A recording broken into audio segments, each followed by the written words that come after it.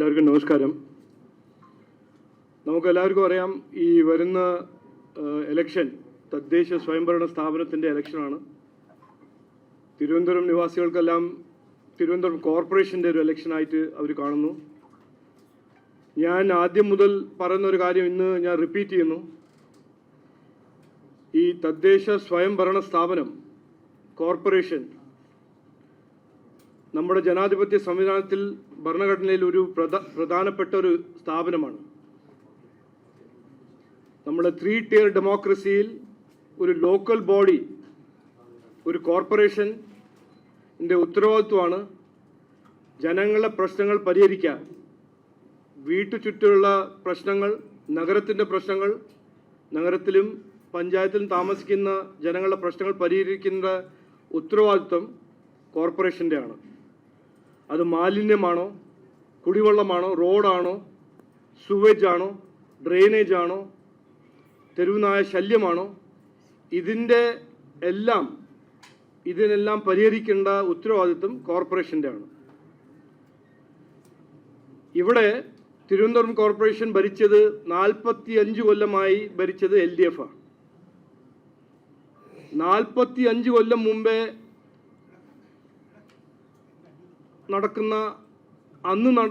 നടക്കുന്ന പ്രശ്നങ്ങളും ഇന്നും അതേ പ്രശ്നങ്ങൾ പരിഹരിക്കാണ്ട് ഈ നഗരം മുമ്പോട്ട് പോകുന്ന ഒരു സാഹചര്യമാണ്. നമ്മൾ കഴിഞ്ഞ 10 കൊല്ലം നമ്മൾ ബഹുമാനപ്പെട്ട മുഖ്യമന്ത്രി നയിക്കുന്ന CPM ഇവിടെ ഭരിച്ച കാലം. ഞാനിപ്പോൾ പറഞ്ഞ ഓരോ കാര്യം, മാലിന്യമാണോ, കുടിവെള്ളമാണോ, സുവേജ് ആണോ, തെരുവുനായ ശല്യമാണോ, ഇതിനെക്കുറിച്ച് ഒരു പരിഹാരവും കഴിഞ്ഞ 10 കൊല്ലം, ഞാൻ 45 കൊല്ലം അതിനെക്കുറിച്ച് പറയുന്നില്ല, 10 കൊല്ലം നമ്മളെ ബഹുമാനപ്പെട്ട മുഖ്യമന്ത്രി CPM-നെ നയിക്കുമ്പോൾ, കോർപ്പറേഷൻ ഭരിക്കുമ്പോൾ ഇതിൻ്റെ ഒരൊറ്റ പരിഹാരം അവർ ഇതുവരെ സൃഷ്ടിച്ചില്ല, ഒന്നും ചെയ്തിട്ടില്ല. പിന്നെ എന്തിനാണ് ഇന്നും 10 കൊല്ലം ഈ കഴിവില്ലായ്മയും ഭരണമില്ലായ്മയും വികസനമില്ലായ്മയും പ്രീണവും ഇതെല്ലാം ചെയ്തിട്ടും ഇന്ന് പിന്നെ എന്തിനാണ് അവർ വോട്ട് ചോദിക്കുന്നത്? അതിന് പിന്നൊരു കാരണമുണ്ട്. ആ കാരണമാണ് അഴിമതി. LDF-ന് UDF-നും ഭരണം പിടിക്കാൻ അവർക്കൊരു ലക്ഷ്യമാണ്, രാഷ്ട്രീയ ലക്ഷ്യമാണ്, അത് എല്ലാവർക്കുമാണ്. പക്ഷേ അവർ ഭരിക്കുമ്പോൾ, അവർ ഭരണം കിട്ടുമ്പോൾ, ജനങ്ങൾ വിശ്വസിച്ച് അവർക്കൊരു അവസരം കൊടുക്കുമ്പോൾ അവർ എന്ത് ചെയ്യുന്നു? അതിൻ്റെ ഒരു ഉദാഹരണമാണ് ഞങ്ങൾ ഇന്ന് മാധ്യമ സുഹൃത്തും നിങ്ങളെ വഴി ജനങ്ങളുടെ മുമ്പിൽ ഞങ്ങൾ വയ്ക്കാൻ ആഗ്രഹിക്കുന്നത്. അഴിമതിയാണ് അവരുടെ ലക്ഷ്യം, അഴിമതിയാണ് അവരുടെ രാഷ്ട്രീയം. ഇവർ രാഷ്ട്രീയം ചെയ്യുന്നത് അഴിമതിക്ക് വേണ്ടിയിട്ടാണ്. ഇന്ന് 2 ഉദാഹരണം ഞാൻ മുമ്പോട്ട് വയ്ക്കാൻ പോകുന്നു ഞങ്ങൾ പാർട്ടി. ഒന്ന്, kitchen waste bin corruption, kitchen waste bin അഴിമതി. ജനങ്ങളിലെ മാലിന്യം പ്രശ്നം പരിഹരിക്കാൻ അതിൻ്റെ പേരിൽ അഴിമതി ചെയ്യുന്ന ഒരു കേസ്. രണ്ടാമത്തത്, ഇവരുടെ ഒരു ടെൻഡറിങ് രീതി. എത്രയോ ടെൻഡേഴ്സ്, ഓഡിറ്റ് ചെയ്യാത്ത ടെൻഡേഴ്സ്, അവരൊരു എസ്റ്റിമേറ്റ് ഉണ്ടാക്കുന്നു, ടെൻഡർ ചെയ്യുന്നു. ഇതൊരു ഫിക്സ്ഡ് മാച്ച് ആയിട്ട് അവർ ടെൻഡർ ചെയ്യുന്നത്, ഒരു ഗൂഢാലോചന, അഴിമതിൻ്റെ ഒരു കോൺസ്പിറസി. എത്രയോ ടെൻഡേഴ്സ് അവർ എസ്റ്റിമേറ്റിൻ്റെ 3 രൂപ കമ്മിയാക്കി അവാർഡ് ചെയ്യുന്നു. എന്നിട്ട് ഒറ്റ ടെൻഡർ ഇത് ഓഡിറ്റ് ചെയ്യാത്ത ഒരു ഭരണമാണ് ഇന്ന് തിരുവനന്തപുരം കോർപ്പറേഷൻ LDF ചെയ്യുന്നത്. ഇതിനു വേണ്ടി ഒരു വീഡിയോ, ഈ തെളിവും, ഇത് എവിഡൻസ് കൊണ്ടാണ് ഞങ്ങൾ പറയുന്നത്. ഇത് അഴിമതി എന്ന് പറഞ്ഞാൽ ഒരു വെറുതെ പറയാനല്ല, ഇതെല്ലാം നടന്ന കാര്യങ്ങളാണ്. ജനങ്ങൾ വിശ്വസിച്ച് ഭരിക്കാൻ ഒരു അവസരം കൊടുത്തപ്പോൾ LDF എന്ത് ചെയ്തു, അതിൻ്റെ ഒരു തെളിവാണിത്. ജനങ്ങളുടെ പ്രശ്നങ്ങളുടെ പരിഹരിക്കേണ്ട പേരിൽ അഴിമതി ചെയ്യുന്ന ഒരു LDFും UDF ആണ് നമ്മൾ എത്ര കൊല്ലമായിട്ട് സഹിക്കുന്നത്. അതിനെ മാറ്റണം. ഈ ഇലക്ഷനിൽ ഞാൻ എല്ലാവരോടും അഭ്യർത്ഥിക്കുന്നത്, ജനങ്ങളോട് അഭ്യർത്ഥിക്കുന്നത്, ഒരു മാറ്റം കൊണ്ടുവരണം. അഴിമതി രഹിത ഭരണം ജനങ്ങളുടെ അവകാശമാണ്. ഇത് നമ്മൾ നിർത്തണം. ഈ LDFും UDF ചെയ്യുന്ന തെറ്റും ജനങ്ങളെ വഞ്ചിക്കുന്ന ഒരു ഭരണം നമ്മൾ മാറ്റണം.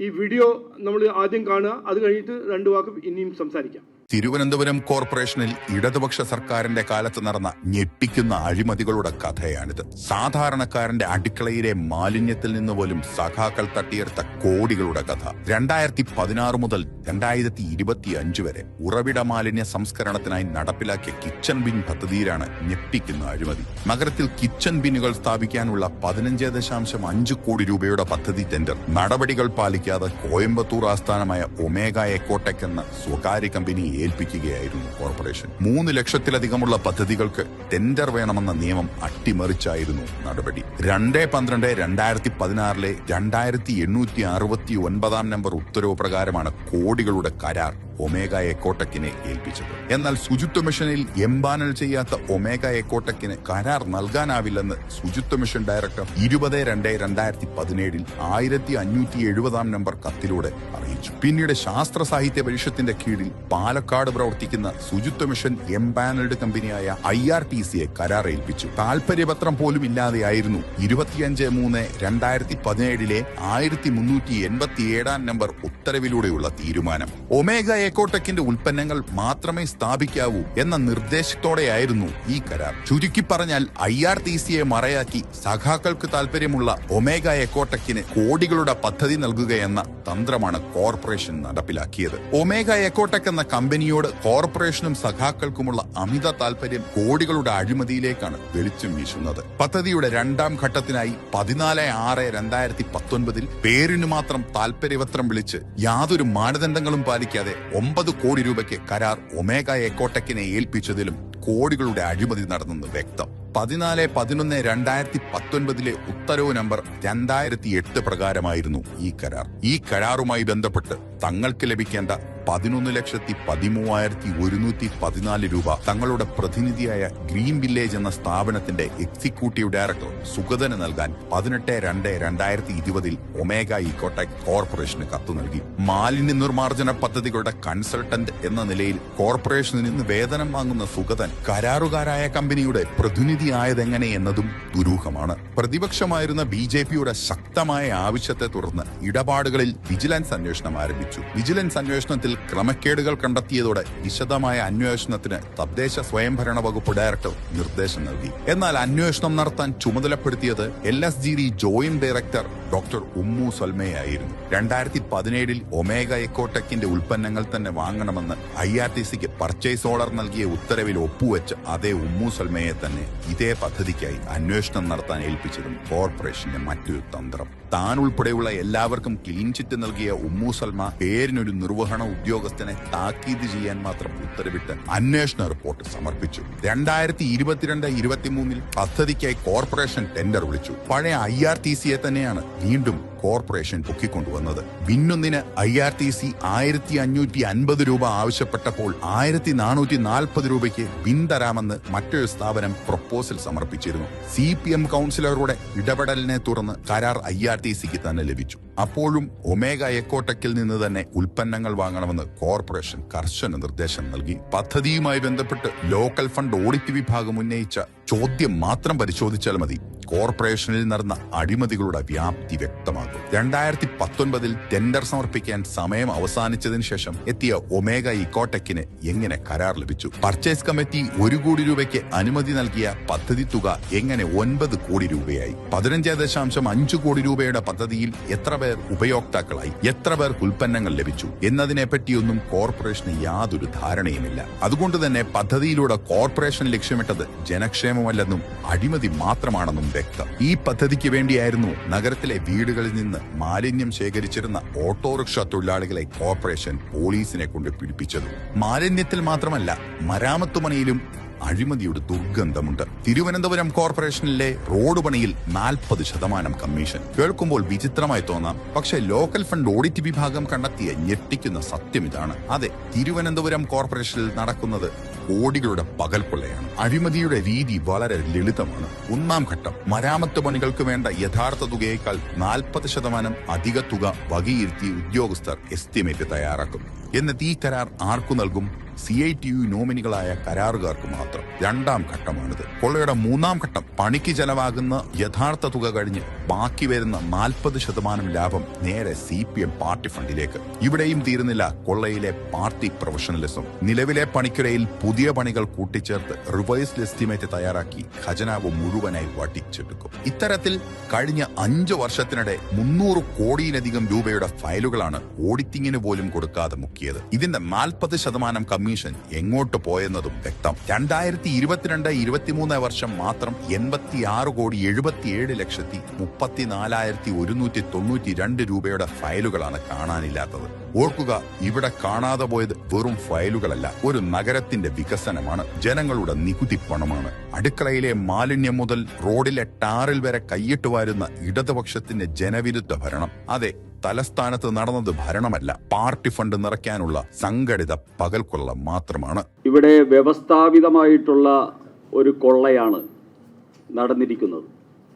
ഈ വീഡിയോയിൽ കാണിക്കുന്നതിന് ഉപോത്ബലകമായിട്ടുള്ള മുഴുവൻ രേഖകളും വിവരാവകാശ പ്രകാരവും അതോടൊപ്പം തന്നെ ലോക്കൽ ഫണ്ട് ഓഡിറ്റ് റിപ്പോർട്ടും ഞങ്ങൾ നേടിയെടുത്ത ശേഷമാണ് ശ്രീ രാജീവ് ചന്ദ്രശേഖർ, പാർട്ടിയുടെ സംസ്ഥാന അധ്യക്ഷൻ, ഈ അഴിമതിയുടെ ഈ വിവരങ്ങൾ ജനസമക്ഷം അവതരിപ്പിക്കുന്നത്.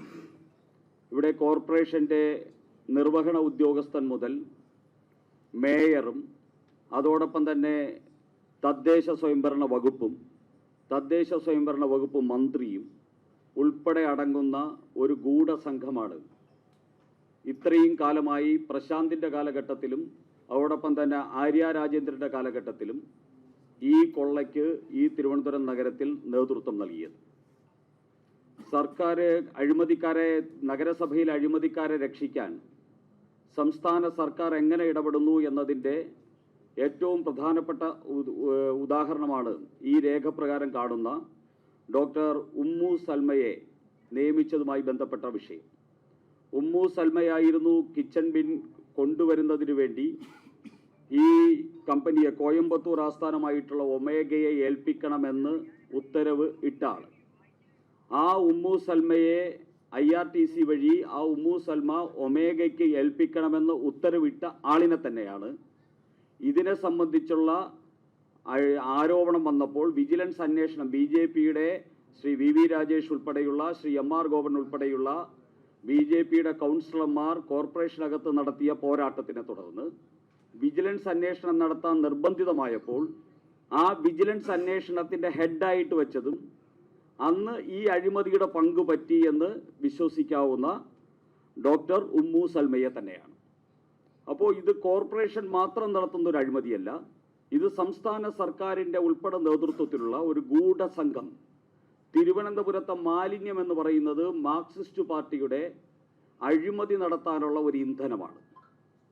CPIM എന്ന് പറഞ്ഞാൽ കമ്മ്യൂണിസ്റ്റ് പാർട്ടി ഓഫ് ഇന്ത്യ ബ്രാക്കറ്റിൽ മാർക്സ് എന്നതിന് പകരം മാലിന്യം എന്നാക്കേണ്ട അവസ്ഥയിലാണ് തിരുവനന്തപുരത്തെ മാർക്സിസ്റ്റ് പാർട്ടിയുടെ നേതൃത്വത്തിലുള്ള ഈ കോർപ്പറേഷൻ്റെ പ്രവർത്തനം. ഇവിടെ ഈ രേഖകൾ കേരളത്തിലെ ഏത് പൊതുപ്രവർത്തകരും ഈ നഗരത്തിലെ ഏത് വോട്ടർക്കും BJP ഈ പാർട്ടി ഓഫീസിൽ നിന്ന് വെച്ച് ഇവിടുത്തെ ഞങ്ങളുടെ ഹെൽപ്പ് ഡെസ്കിൽ ഈ രേഖകൾ ലഭ്യമാണ്. ഏതൊരു പൊതുപ്രവർത്തകരും ഈ രേഖകൾ ഇവിടെ വന്ന് പരിശോധിക്കാം. ഞങ്ങൾ സോഷ്യൽ മീഡിയ വഴി ഈ രേഖകൾ പുറത്തുവിടുകയാണ്. ഇതിനെ സംബന്ധിച്ച് ഇവിടുത്തെ ഉത്തരവാദിത്തപ്പെട്ടവർ പറയാൻ ബാധ്യസ്ഥരാണ്. ഇവിടെ ഏറ്റവും പ്രധാനപ്പെട്ടത് ഇതിലെ 300 കോടി രൂപയുടെ ഇടപാടുകൾ, ആ ഇടപാടുകളെ സംബന്ധിച്ച് ഓഡിറ്റിങ്ങിന് പോലും ഫയലുകൾ കൊടുത്തിട്ടില്ല എന്നുള്ളത് അങ്ങേയറ്റം അപകടകരമായിട്ടുള്ള സാഹചര്യമാണ്. ഓഡിറ്റിങ്ങിന് ഫയൽ കൊടുക്കാൻ തയ്യാറാകുന്നില്ല കോർപ്പറേഷൻ. അത് ഈ അഴിമതിയിൽ ഭയന്ന് അഴിമതി മൂടിവെക്കാൻ വേണ്ടിയുള്ള വ്യഗ്രതയാണ് ഓഡിറ്റിങ്ങിന് വിടാത്തതിന് കാരണം. 2023 മാത്രം 88 കോടി രൂപയുടെ ഇടപാടുകൾ ഓഡിറ്റിങ്ങിന് വിധേയമാക്കിയിട്ടില്ല. അത് രേഖകൾ വ്യക്തമാക്കിക്കൊണ്ടിരിക്കുകയാണ്. അതുപോലെ തന്നെ ഈ പൊതുമരാമത്ത് വകുപ്പിൽ 2020, 2021, 2022, 2023 ഈ 4 വർഷങ്ങളിലെ പൊതുമരാമത്ത് വകുപ്പിൽ നടന്നിരിക്കുന്ന പണികളെ സംബന്ധിച്ച് ഉള്ള രേഖയാണിത്. ഈ രേഖയിലാണ് വലിയ കൃത്രിമം നടന്നിരിക്കുന്നത്. എല്ലാ പൊതുമരാമത്ത് ടെൻഡറുകളും 40% കൂട്ടിയാണ് വിളിക്കാറുള്ളത്. ഈ 40% പാർട്ടിക്കാണ്, 40% CPM-നാണ്. ആ CPM-നുള്ള 40% കൂട്ടിയാണ് ടെൻഡറുകൾ വിളിക്കാറുള്ളത്. ആ ടെൻഡറുകൾ വിളിച്ചതിന് ശേഷം ആരെയോ ബോധ്യപ്പെടുത്താൻ വേണ്ടി ഒരു റിവിഷൻ നടത്തും. ആ റിവിഷൻ നടത്തുന്നത് വളരെ രസകരമായിട്ടാണ്. ഞാനൊരു 4 കണക്കുകൾ മാത്രം ഇവിടെ സൂചിപ്പിക്കാം. ഇവിടെ ഈ FES 5176/18 എന്ന് പറയുന്ന ഒരു ഫയൽ പ്രകാരമുള്ള ടെൻഡർ, അതിലെ ഒറിജിനൽ എസ്റ്റിമേറ്റ് എന്ന് പറയുന്നത് 30 ലക്ഷം രൂപയുടെ എസ്റ്റിമേറ്റ് ആണ്. അത് റിവൈസ്ഡ് എസ്റ്റിമേറ്റ് എന്ന് പറയുന്നത് 29,99,551 രൂപ. അതായത് റിവൈസ് ചെയ്തത് കേവലം 459 രൂപ, 449 രൂപയാണ്.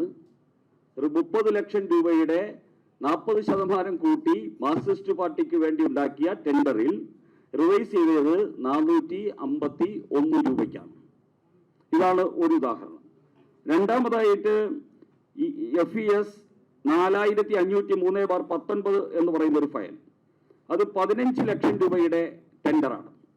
അതിൽ റിവൈസ് ചെയ്തിരിക്കുന്നത് 14,99,998 2 രൂപയാണ് റിവൈസ് ചെയ്തിരിക്കുന്നത്. 2 രൂപ.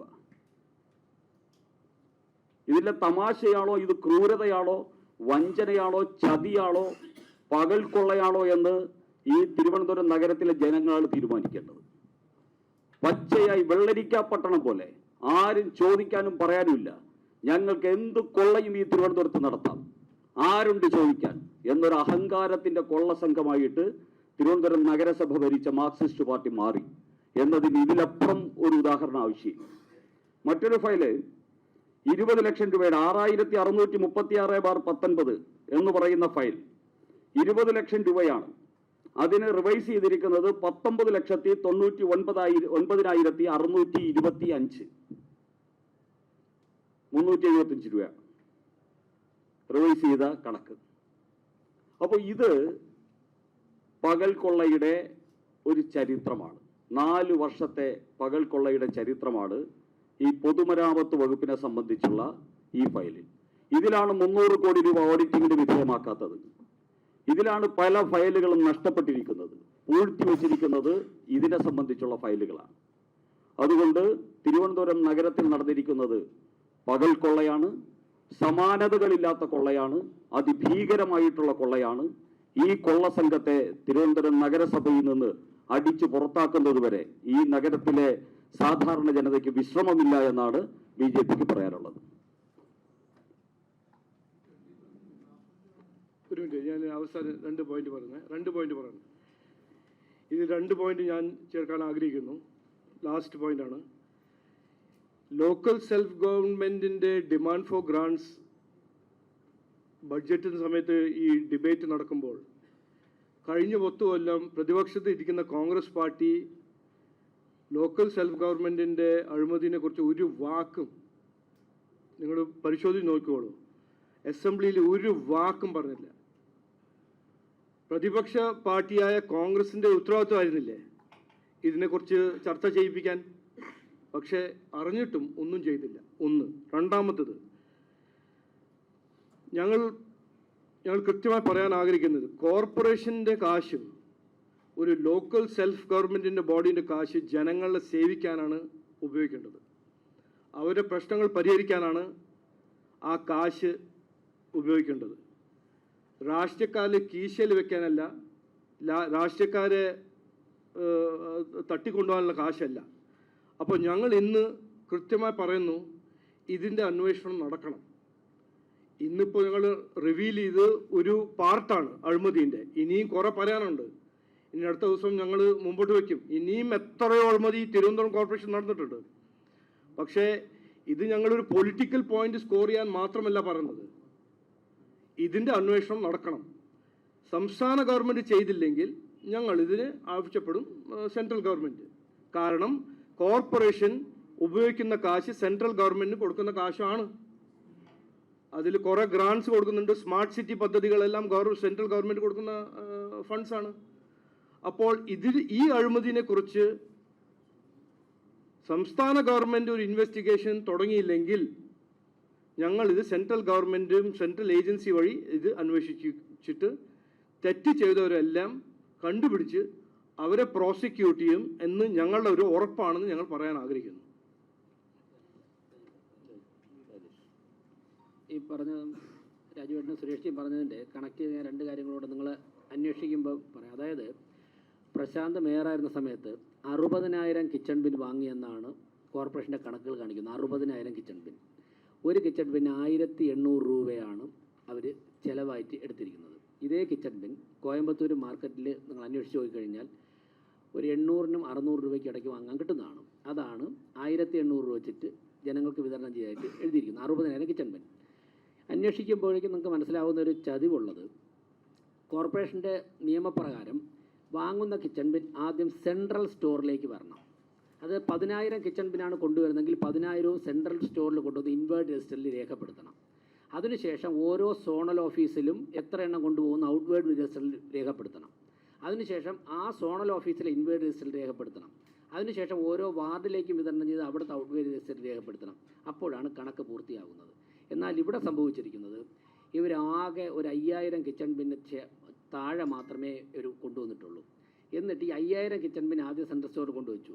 അതിനെ തന്നെ എടുത്തിട്ട് വട്ടിയൂർക്കാവ് സോണലിൽ കൊണ്ടുവയ്ക്കും.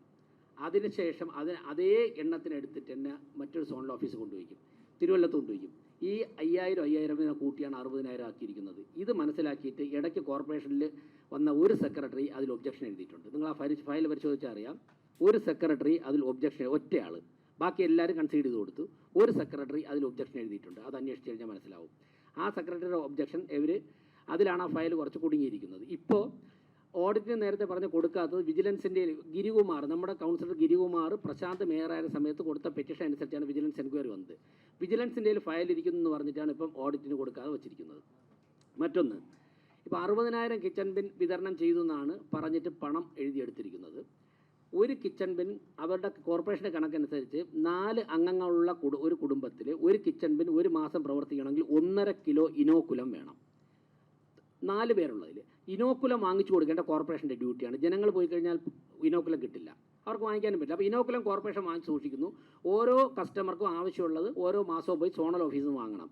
ഇപ്പോൾ മാധ്യമപ്രവർത്തകർ പരിശോധിച്ച് അങ്ങനെയാണെങ്കിൽ 60,000 കിച്ചൺ ബിൻ വിതരണം ചെയ്ത് പ്രവർത്തിക്കണമെങ്കിൽ 60,000 ഇൻറ്റു പെർ മന്ത് 1.5 കിലോ, അപ്പോൾ 90,000 കിലോ വേണ്ടി വരും. ഇപ്പോൾ കോർപ്പറേഷൻ കഴിഞ്ഞ 1.5 വർഷമായി ഞങ്ങൾ കണക്കുകൾ പരിശോധിച്ചപ്പോൾ വാങ്ങുന്ന ആകെ 3,000 കിലോ ഇനോക്കുലോണ് പെർ മന്ത് വാങ്ങുന്നത്. അതായത് 60,000 കിച്ചൺ ബിൻ ഒരു വിതരണം ചെയ്യാനായിട്ട് പറയുമ്പോൾ അവരുടെ കണക്കനുസരിച്ച് 2,000 പ്രവർത്തിക്കുന്നുള്ളൂ. 60,000 പ്രവർത്തിക്കണമെങ്കിൽ ഇൻറ്റു 1.5 കിലോ വാങ്ങിക്കണ്ടേ ഒരു മാസത്തേക്ക്? കോർപ്പറേഷൻ ഇപ്പോൾ വെളിയിൽ നിന്ന് വാങ്ങുന്നത് 3,000 കിലോ വാങ്ങിച്ചേ വിതരണം ചെയ്യുള്ളൂ. ദാറ്റ് മീൻസ് 2,000 കിച്ചൺ ബിൻ മാത്രമേ, ബാക്കി 58,000 കിച്ചൺ ബിൻ്റെ പണം എവിടെ പോയി? ഇതാണ് അന്വേഷണത്തിൽ വരേണ്ടത്. ഇതുപോലെ രാജുവേട്ടൻ പറഞ്ഞ ഓരോ കാര്യങ്ങളിലും 100 കണക്കിന് തെളിവുകൾ ഞങ്ങൾക്ക് ഹാജരാക്കാനുണ്ട്. അന്വേഷണത്തിൽ ഇതൊക്കെ വ്യക്തമാവും.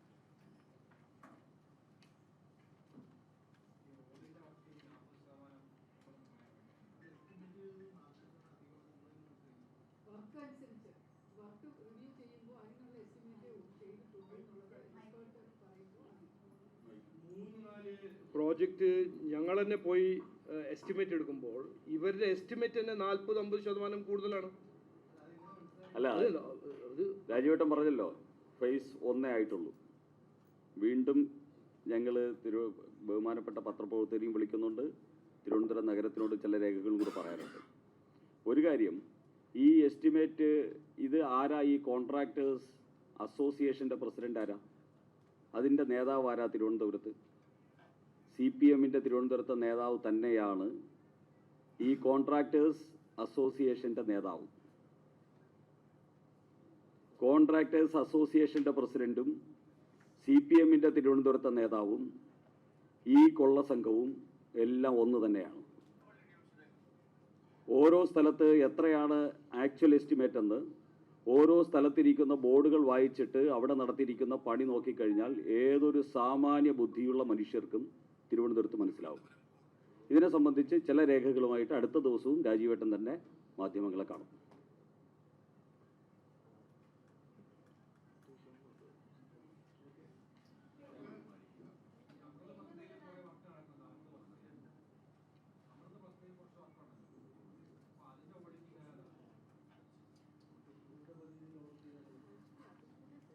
കോർപ്പറേഷൻ തന്നെയാണ് നടത്തുന്നത്.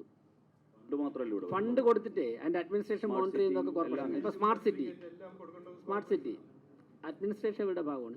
ഞാൻ ഇതിപ്പോൾ രണ്ട് കാര്യങ്ങൾ പറയാം. നിങ്ങളുടെ മാധ്യമപ്രവർത്തകർ തന്നെ രണ്ട് മുതിർന്ന മാധ്യമപ്രവർത്തകർ പേരിപ്പോൾ ഇവിടെ പറഞ്ഞു. ഒന്ന് ഒരാൾ ഏഷ്യാനെൻ്റെ ഒരാൾ റിപ്പോർട്ടിൻ്റെയും.